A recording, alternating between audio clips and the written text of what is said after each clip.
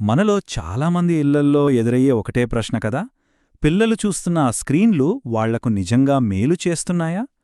ఈరోజు మనం కేవలం సమస్య గురించే కాదు, దానికొక పరిష్కారం గురించి కూడా మాట్లాడుకుందాం. అసలా స్క్రీన్లను దూరం పెట్టకుండానే వాటినొక మంచి సాధనంగా ఎలా మార్చుకోవచ్చో చూద్దాం. ఒక్కసారి ఊహించుకోండి, మన కళ్ల ముందు తరచూ కనిపించే ఒక దృశ్యం. ఇంట్లో ఒక తల్లి తన బిడ్డను మౌనంగా గమనిస్తూ ఉంది. ఆ పిల్లాడేమో టీవీలో వచ్చే కార్టూన్లలో పూర్తిగా మునిగిపోయి ఉన్నాడు. ఆ తల్లి ముఖంలో కోపం లేదు, చిరాకు అంతకన్నా లేదు, ఉంది కేవలం ఒకటే ఆందోళన. తన బిడ్డను అంతలా కట్టిపడేస్తున్న ఆ స్క్రీన్ ఆ చిన్నారి మనసును సరైన దారిలో నడిపిస్తోందా లేదా అనే ఒక నిశ్శబ్దమైన ఆందోళన ఆమెను తొలిచేస్తోంది. అవును, చాలామంది తల్లిదండ్రులు తమలో తామే మదనపడే ప్రశ్న ఇది. అసలు ఈ స్క్రీన్లను పూర్తిగా దూరం చేయకుండా నా బిడ్డకు ఎంతకంటే ఏదైనా మంచిదివ్వగలనా? ఈ ఒక్క ప్రశ్నలోనే అసలైన సవాలు దాగుంది. దీనికే మనమిప్పుడొక సమాధానం వెతకబోతున్నాం. సరే, మరి ఈ సమస్య నుండి ఒక పరిష్కారం వైపు వెళదాం రండి. ఈ మార్పు అనేది ఎవరో ఇచ్చే సలహా రూపంలో రాదు, ఒకరి అనుభవాన్ని మరొకరు అర్థం చేసుకున్నప్పుడు మొదలవుతుంది. అవునండి, ఇక్కడ మార్పుకు దారితీసింది ఎవరో ఇచ్చిన సలహా కాదు, ఒకే రకమైన బాధను పంచుకోవడం. నేను కూడా నీలాగే ఆందోళన పడ్డాను అని ఇంకొకరు చెప్పినప్పుడు ఒక కొత్త దారి దొరుకుతుందనే భరోసా వస్తుంది. ఒక్కసారి ఆ తేడా చూడండి. ఒక పక్కేమో అర్థంపర్థం లేని గోల, గందరగోళం, ఇంకో పక్కేమో ప్రశాంతత, మంచి విలువలు చెప్పే కథలు. ఈ రెండింటికి ఎంత తేడా ఉందో అవి పిల్లల మనసుమీద చూపే ప్రభావంలో కూడా అంతే తేడా ఉంటుంది. సరే, మరి ఈ కొత్త దారిలో మనకు సాయపడేవి ఏంటి? పిల్లల మీడియా పట్ల మన ఆలోచనను మార్చేసే కొన్ని అద్భుతమైన విషయాల గురించి ఇప్పుడు చూద్దాం.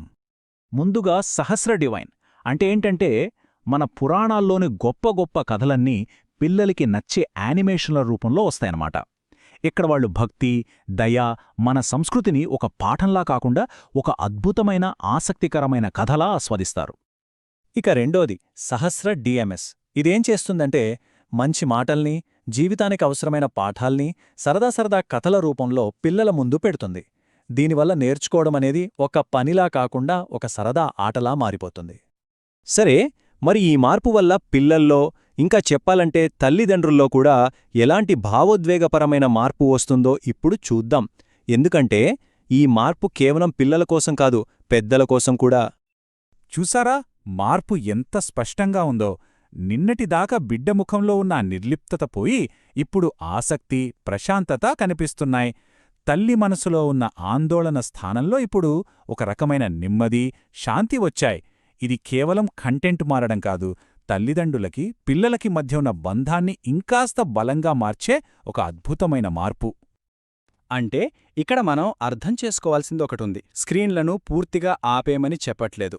ఏది చూడాలో సరైన దాన్ని తెలివిగా ఎంచుకోమని మాత్రమే. మన చేతుల్లో ఉన్న నియంత్రణను ఒక సరైన ఎంపికగా మార్చుకోవడమిది. మనమేం చేస్తున్నామంటే, మొదటిది ఆ స్క్రీన్ టైంని విలువైన సమయంగా మార్చేస్తున్నాం. తరువాత కేవలం అలా చూస్తూ ఉండిపోవడాన్ని కొత్త విషయాలు నేర్చుకోవడంగా మారుస్తున్నాం. అన్నింటికన్నా ముఖ్యంగా తల్లిదండ్రుల మనసులోని ఆందోళన పోయి వాళ్ల పిల్లల భవిష్యత్తు మీద ఒక నమ్మకం ఏర్పడేలా చేస్తున్నాం. చివరగా మన అందర్నీ ఆలోచింపజేసే ఒక ప్రశ్న: రోజూ పిల్లలు చూసే ఈ కథలు, ఈ దృశ్యాలు వాళ్ల భవిష్యత్తును ఎలా మలుస్తాయి? ఎందుకంటే పిల్లలు ఈరోజు ఏది చూస్తారో రేపు వాళ్లే అవుతారు. అవును, ఈ ఒక్క మాట చాలు మనమెంత జాగ్రత్తగా ఉండాలో చెప్పడానికి. ఈరోజు వాళ్లు చూసే ప్రతి కథ, నేర్చుకునే ప్రతి విలువ రేపటి వాళ్ల వ్యక్తిత్వానికి పునాది వేస్తుంది.